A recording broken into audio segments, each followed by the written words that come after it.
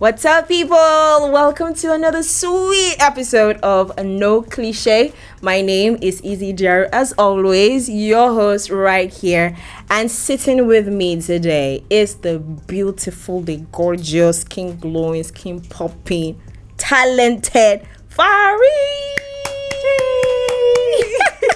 How you doing, girl? I'm doing great. How are you? I'm doing very well, thank you. So thank you for gracing our show today. So we've been doing a little bit of backhand talks, and we're not going to tell you because it's private, it's classified. Interesting. But today we're talking about love. Ooh, I love love. Right? I love love. I'm a lover of love. So first of all, have you ever been in love? Definitely. Tell me about it. I should tell you about it. Tell me about how did you feel while you were in love? Is it over now or is it still ongoing? Not over. It's over now, of course. Okay, so tell me about it, because actually the topic for today is love still enough? So I want to know, while you were in love, how did you feel and what happened? Did the love finish? Did it expire? Of course, when you're in love, there's always these euphoric feelings. Yeah. Butterflies in your stomach, all these goosebumps on your skin, and you're like, I like this guy. So that kind of goes for, like some particular period of time, which is different for different people, but usually is the first 1 year, 2 years of relationship. And then those feelings kind of goes away, and what remains is something else. You said, is love still enough, right? At that point, that's the question you now ask. At that point, wait, so was I really in love? Was it just butterflies that made me think I was in love? Yeah, so I feel like a lot of mistakes that people make, well, I wouldn't say mistake, because a lot of notion is that love should be enough. Especially when you're younger, you just feel like, I'm in love with this person, that should be the end of it. Nothing else matters, right? So what do you think about that? Do you think love is enough to sustain a relationship or a marriage? Definitely, from experience I have and the knowledge, love is not enough. Love is an emotion, a feeling, just like an anger, just like sadness. The only difference between love and anger is that anger just comes on and it goes off immediately.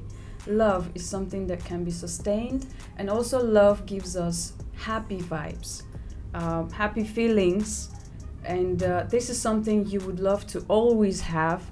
That's why automatically we want to love all the time, and we love longer, and it's a feeling and emotion that sustains for longer time than the other emotions. But then it's also an emotion that you should create, rather than just waiting for your soul, body and mind to just fall in love. You have to create love around yourself. And I believe, as I mentioned, love is not enough in relationship and in marriage. There's actually more to having a strong relationship or marriage. There's more hard work in it. It's just like there's this statement I'm trying to remember. Love conquers all. People do believe in that a lot, and it's easy way for them to be, love conquers all. I can pass through everything. Right? Forgetting that love is a relationship and marriage is a hard work. That you have to work consistently on it. Apart from being in love, having those feelings for your partner, you also have to remember that you have to be committed. You have to work on your trust. You have to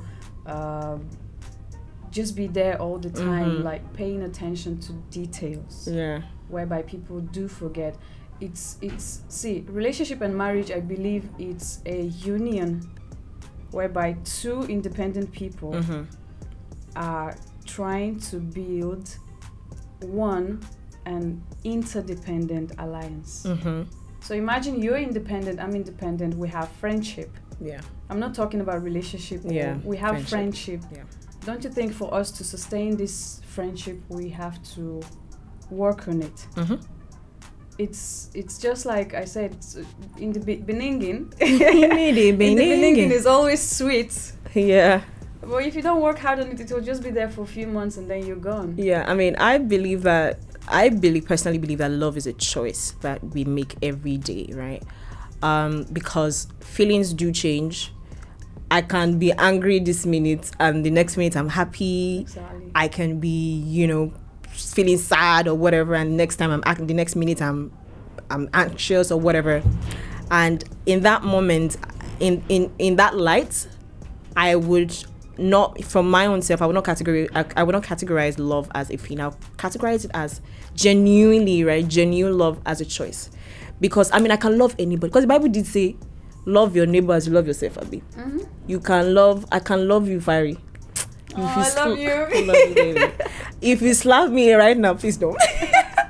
I could still love you, right? Sure. That's the beauty of love in its actual sense. It's just choosing this person over you. No matter what happens, no matter what comes our way, you choose to love that person.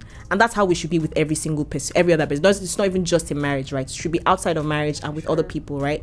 But within the four walls of marriage or a relationship, for you to spend the rest of your life with somebody and also keep your sanity in line and keep your sanity in mind, keep it in check, I feel like there are other things that need to be considered. Like you said, communication is very important. Companionship as well. Understanding. Does a person encourage you? Do they feel your passion? Do they encourage you? Do they tell you you can do it when you're down? Can they be there for you through thick and thin? As I've seen marriages where everything was good in the beginning, but maybe one of them just had an accident or whatever, and they're just in their worst of states. In that moment, can that person stick around for you?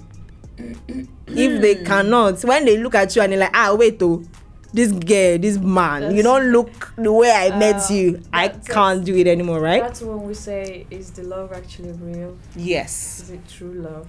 Mm-hmm. Or you're just infatuated, you're just deceiving yourself by saying, "Oh, I love this person." Mm-hmm. It's if it's true love, then yes. When I was in a relationship, I always imagine, in case of anything happens to my partner, will I be able to? Like, I was even imagining that accident. We watch a lot of movies and we see where he becomes disabled and he won't be able to walk anymore. Will I be able to take care of him, to be holding that wheelchair and carrying him anywhere he goes? Yeah. I did imagine that, and it's not an easy imagination. Even in your imaginations, you'll be like, geez, it's not an easy thing. But then, just like you said, it's a choice. I choose to love, and yes, in case of anything happens, I choose to still be there for him.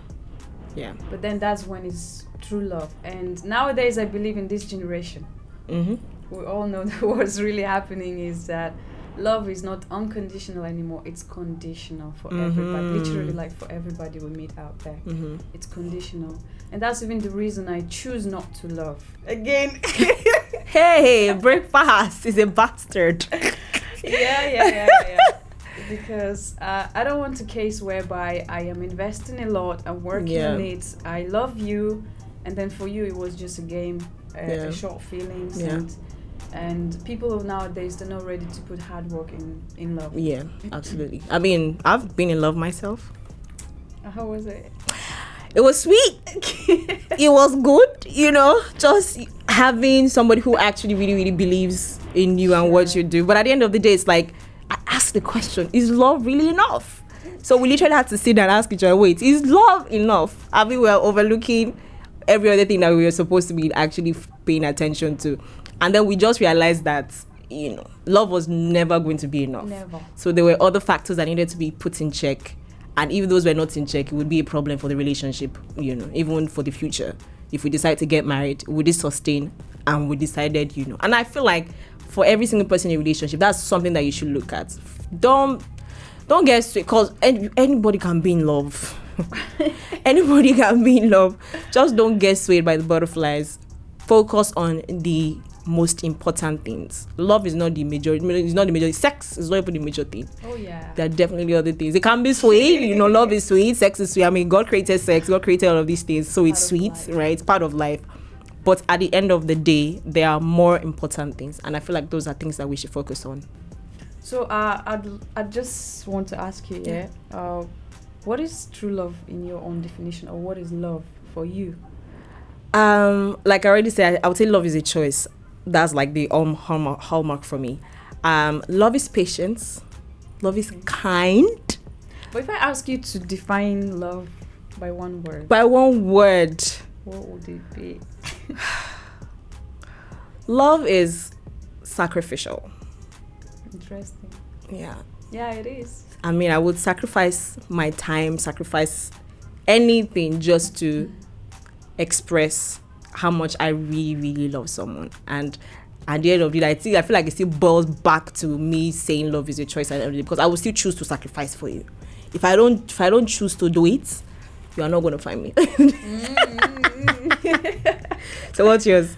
For me, love has been always, I define it with one word, which is knowledge. Mm-hmm.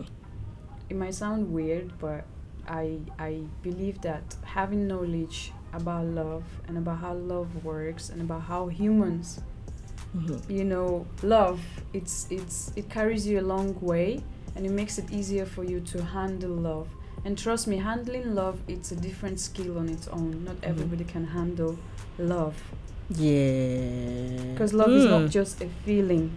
Love has a lot in it. Yeah. So having a knowledge of how to handle love, apart from knowing your partner, apart from having the feelings of love, you also, you've mentioned it earlier, you have to remember about all these commitment, trust, understanding, communication. There are also something called love languages. Everybody has their own love languages. Never underestimate the power of a love language. 5 love languages. Mm-hmm. So it actually is there, it works. And if you really get to know your partner, I believe love has characteristics, right? True love. And if you know these languages, if you know your partner's love language, it really makes it easier for you to work on your relationship or marriage. Speaking about love languages, at what point does it get selfish? Because I can tell somebody, oh, my love language is quality time, and you have to express it. If you don't give me quality time, I'm going to hate you, right? So at what point does it get selfish, Where do you draw the line in love languages? Say it gets selfish. Mm-hmm. And if you tell somebody just like that, you know what, my love language is quality time, somebody might not understand you, because that person might not even know what love language is. Yeah. You first of all have to educate the person that there's that's where knowledge comes in. Language. Let me be honest with you. Me personally, all 5 of them, I love it. I mean, they always say everybody has like a little bit of everything, but there's one dominant. Funny enough, I don't. I don't. I would say it's a physical touch, but no, I love quality time. Oh. So yeah, I feel like it's physical touch, but it's not. It's all the quality time. Our physical touch. Gift giving. Words of affirmation. And, what's the 5th one? Some acts of service. Thank you. Acts of service. All of them. I give it in the relationship, and I also expecting it as well. It makes the relationship stronger. But if I focus just on one, if you say this quality time and I'm always giving you quality time, but what if I'm not trying to make you smile by washing your pants or acts of service, or or giving you that physical touch that your body needs. At the end of the day, you still need that physical touch, right? So I believe we have to focus on all 5, which in the book of love languages, he stated it in a little way, but when I finished reading the book of love languages, in my mind, I agree with the love languages. Oh yes, I love it, but I personally would love to focus on all of them. And again, it's hard work. Yes, true. I mean, when I was younger, I used to think quality time was the top for me. I still kind of think it's so, because when I really love someone, I want to spend time with them, I want to talk to them. I can literally spend the entire night talking to them, and that's just because I like you, right? So if I'm talking to you so much, just know that I like you. Get the hint. So as I grew older, I realized that the other love languages still resonated with me. Thank you. I didn't know that I liked acts of service until somebody performed acts of service for me. Literally, someone came to I was in a relationship, so I said it was sweet. Imagine a man cooking for you. Right, would cook, do. I'm not like, wait, so I didn't know how to say it was this sweet, And words of affirmation, somebody just encouraging you all the time. That was really, I didn't know all of these things mattered to me until they were spoken to me. Yeah. And all of the other things, physical touch as well, even if it's just the normal grace, gift giving, right? Girl, I had no idea when every language started being spoken to me. So then I realized that nah, you must, if you don't speak all the language, don't worry, you don't have a chance. Exactly. Well, anyways, Fari, it's been such a wonderful time talking to you, having this beautiful conversation with you. Thank you for coming through. Thank you for having me. We hope we'll have you one more time on this show. Let me give you physical touch last time. Go ahead. All right, guys, we've got to go. Thank you so much for sticking with us to the very end. My name is Izzy Idiaru. Don't forget that you can follow me across all social media platforms at Izzy Idiaru, Izzy_Idiaru. Fari, where can we catch you? Everywhere. Everywhere. What's the handle? Twitter, TikTok, Instagram, Facebook is the same handle, farielysian. Elysian. Fari, F-A-R-I, Elysian, E-L-Y-S-I-A-N. I hope you caught that, because I did it. All right, we'll see you guys next time. Bye.